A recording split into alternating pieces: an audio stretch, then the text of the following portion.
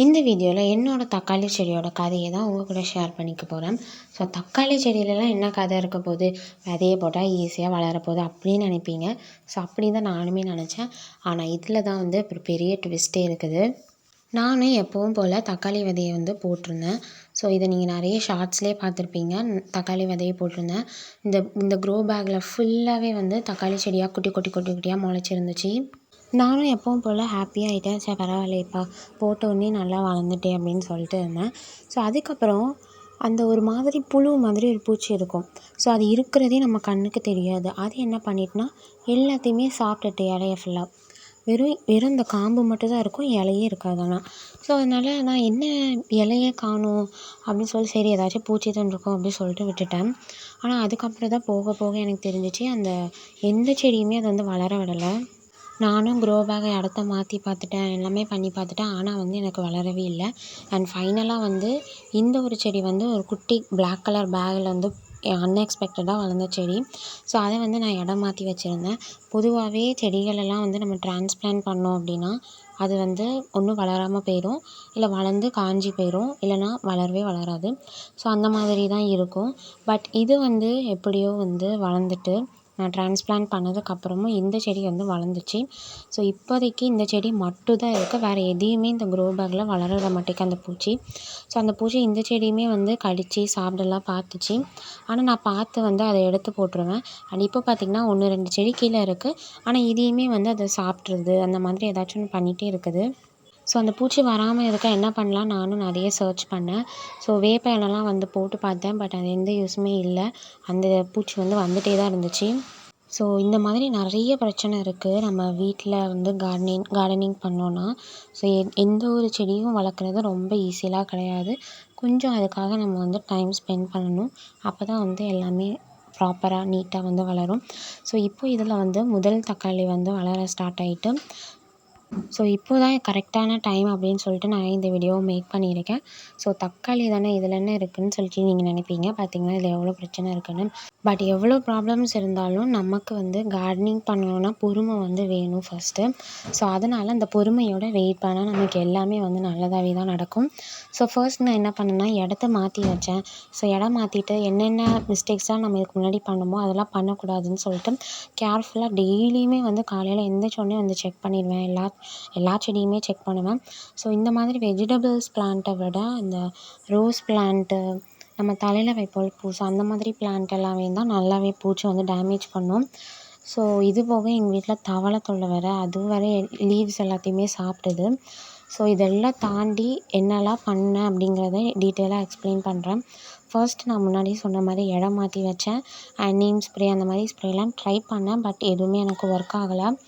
So நான் டெய்லியும் காலையில் வந்து பார்த்துட்டே இருப்பேன் என்ன நடக்குது, ஸோ எந்த பூச்சிலாம் இருக்கான்னு. ஸோ அப்படி ரெகுலராக பார்க்க போய் அந்த மாதிரி அந்த அட்டைப்பூச்சி அந்த பட்டர்ஃப்ளையாக மாறும்ல, ஸோ அந்த மாதிரி கேட்டர்பில்லர்னு நினைக்கிறேன். ஸோ அந்த மாதிரி புழு பூச்சி அந்த இதை வந்து ஒரு 4-5 நான் வந்து எடுத்து போட்டேன். ஸோ எங்கேருந்து அது வரும்னே தெரியாது. அது வந்து அந்த செடியில் இருந்துச்சு. நான் எடுத்து ஒரு 4 days வந்து நான் போட்டேன். அதுக்கப்புறம் எதுவுமே வந்து வரலை. அண்ட் மெயினாக நம்ம என்ன பண்ணணும்னா ரெகுலராக வந்து தண்ணி ஊற்றணும். ஸோ ஒரு நாள் ஊற்றிட்டு ஒரு நாள் ஊற்றாமல் இருந்தோம், வெஜிடபிள் தானே அதெல்லாம் வளர்ந்துரும் அப்படின்னு நினச்சோன்னா அது வந்து முடியாது. ஸோ ரெகுலராக வந்து தண்ணி ஊற்றணும். அண்ட் சன்லைட் வந்து படணும் இந்த மாதிரி பிளான்ட்ஸுக்கெலாம். ஸோ அப்போ தான் வந்து ப்ராப்பராக அதுக்கான க்ரோத் வந்து கிடைக்கும். எனக்கு இதில் ஃப்ளவர்ஸ் வச்சதுக்கப்புறமுமே வந்து ஃப்ளவர்ஸ் உதிர்ந்து வளராமல் போயிடும். ஸோ அப்படி இருக்கையில் நீங்கள் டீமோட்டிவேஷன் ஆகாமல் அப்படியே பொறுமையாக இருங்க. ஒரு ஃப்ளார்லேருந்து கண்டிப்பாக வந்து தக்காளி வளரும்.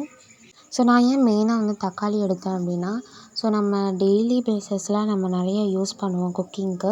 ஸோ அந்த மாதிரி டெய்லி பேஸஸில் யூஸ் பண்ணுற வெஜிடபிள்ஸ்லாம் நம்ம சேனலில் வந்து அப்லோட் பண்ணலான்ட்டு இருக்கேன்.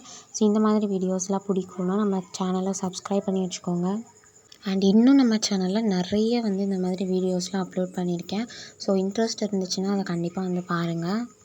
ஸோ டெய்லி பேஸஸில் நம்ம யூஸ் பண்ணி எந்தெந்த காஸ்ட்லாம் வந்து குறைக்கலாம் அப்படிங்கிறதையும் நான் ஒரு வீடியோவாக உங்களுக்கு வந்து போடுறேன். ஸோ இந்த மாதிரி இதெல்லாம் நம்ம வீட்டிலே ஈஸியாக வளர்க்கலாம். ஸோ எனக்கு வந்து ஸ்பேஸ் இல்லை வீட்டில், இல்லை நாங்கள் வந்து ரெண்ட்டுக்கு தான் இருக்கோம். ஸோ அப்போ நாங்கள் என்ன பண்ணுறது அப்படின்னா ஈஸியாகவே க்ரோ பேக்கு தொட்டிலெல்லாம் சின்ன சின்ன இதிலலாம் நம்ம இந்த சின்ன சின்ன பிளான்ட்ஸ்லாம் வந்து வளர்க்கலாம். ஸோ எக்ஸாம்பிளுக்கு சில்லி, மிளகா, அப்புறம் தக்காளி, ஸோ இந்த மாதிரி இதெல்லாம் நம்ம வந்து ஈஸியாகவே பண்ணலாம். ஸோ இதோட அப்டேட்டாக அடுத்த வீடியோவில் இதை ஹார்வெஸ்ட் வந்து நான் பண்ணுறேன். அண்ட் இந்த ஒரு செடியோடு நான் வந்து விடலை. ஸோ ஒரு செடியை வச்சு நம்ம வந்து அதில் தக்காளி வந்துச்சு அப்படின்னா டெய்லி பேஸஸில் நம்மளால் யூஸ் பண்ண முடியாது. பிகாஸ் இந்த தக்காளி பூலேருந்து வளர்கிறதுக்கே நமக்கு எப்படியும் 1 to 2 months கிட்ட ஆகும். அதாவது 60லேருந்து 90 days 3 months வரைக்குமே ஆகும். ஸோ அதனால் ஒரு பிளான்ட்டை மட்டுமே நம்மளால் நம்பி இருக்க முடியாது. ஸோ அதனால் நான் என்ன பண்ணேன்னா குட்டி குட்டி செடிகள்லாம் வந்து ஒரு பேக்கில் வளர்த்தேன். ஸோ எப்படின்னா நிறைய அழுகி போன தக்காளி இருக்கும் இல்லையா, ஸோ அதில் ஒரு 4-5 தக்காளியை எடுத்து அந்த பேக்கில் மண் போட்டுட்டேன். ஸோ அது எல்லாமே வந்து வளர ஸ்டார்ட் ஆகிட்டு. நம்ம சீடை சூஸ் பண்ணுறதே ஃப்ரெஷ்ஷாக இருக்கிற தக்காளி சூஸ் பண்ணக்கூடாது. எப்போவுமே அழுகி போன மாதிரி இருக்கும்ல, ஸோ அந்த மாதிரி சீட்ஸ் தான் நம்ம வந்து எடுக்கணும். அப்போ தான் நமக்கு ஃபாஸ்ட்டாக வந்து க்ரோத் இருக்கும். ஸோ அந்த மாதிரி செடியெல்லாம் இப்போ என்ன பண்ணியிருக்கேன்னா, நான் க்ரோ பேக்கில் வைக்காமல் டைரெக்டாக வந்து நம்ம கார்டனில் வச்சுட்டேன், சாயில்லே வச்சுட்டேன், லேண்ட்லேயே. ஸோ அது வந்து வளர ஸோ அதுலேருந்து நிறையவே வந்து கிடைக்கும். அண்ட் அதே மாதிரி இன்னொரு பார்ட் வந்து இன்னும் அதை கொஞ்சம் தள்ளி வந்து வச்சுருக்கேன். ஸோ இதிலேருந்து நமக்கு நிறைய டொமேட்டோஸ் வந்து கிடைக்கும். ஸோ அதில் வந்து நம்ம டெய்லி பேஸிஸ்க்கு யூஸ் பண்ணோம் அப்படின்னா இதில் வந்து கொஞ்சம் காஸ்ட்டை நம்ம வந்து கம்மி பண்ணலாம். ஸோ இப்போதைக்கு நம்மக்கிட்ட என்ன வெஜிடபிள்ஸ் அந்த மாதிரி டெய்லி பேஸஸில் குக்கிங்க்கு யூஸ் பண்ணுறது என்னெல்லாம் இருக்குதுன்னா, கறி லீவ்ஸ் இருக்குது, ஸோ கருவேப்பிலை மரம் இருக்குது, அண்ட் நம்ம தக்காளி, மிளகா வந்து இருக்குது. அண்ட் புதுசாக நம்ம வந்து பூசணிக்காயும் வந்து ட்ரை பண்ணுறோம். ஸோ அது எப்படி வரப்போகுதுன்னு எனக்கு தெரியல. பட் நான் வந்து எல்லா வீடியோஸ்லையும் அப்லோட் பண்ணுறேன். ஸோ அதுக்கு ஸ்பேஸ் நிறைய தேவைங்கிறதுனால நான் இப்போதைக்கு அது வந்து டெரஸில் வச்சுருக்கேன். ஸோ அதையும் நீங்கள் வந்து ஷார்ட்ஸில் பார்த்துருப்பீங்க. ஸோ அதை ஒரு குட்டி பேக்கில் வச்சுருந்ததையும் சேர்த்தே நான் வந்து டெரஸில் மாற்றிட்டேன். அது நீங்கள் வந்து அப்கமிங் ஷார்ட்ஸில் வந்து பார்ப்பீங்க நிறைய. ஸோ உங்களுக்கு இந்த மாதிரி கார்டனிங்கில் நல்ல ஒரு இன்ட்ரெஸ்ட் இருக்குது அப்படின்னா இப்போவே இந்த வீடியோக்கு ஒரு லைக் பண்ணிவிட்டு நம்ம சேனலை சப்ஸ்கிரைப் பண்ணி வச்சுக்கோங்க. தேங்க்ஸ் ஃபார் வாட்சிங்.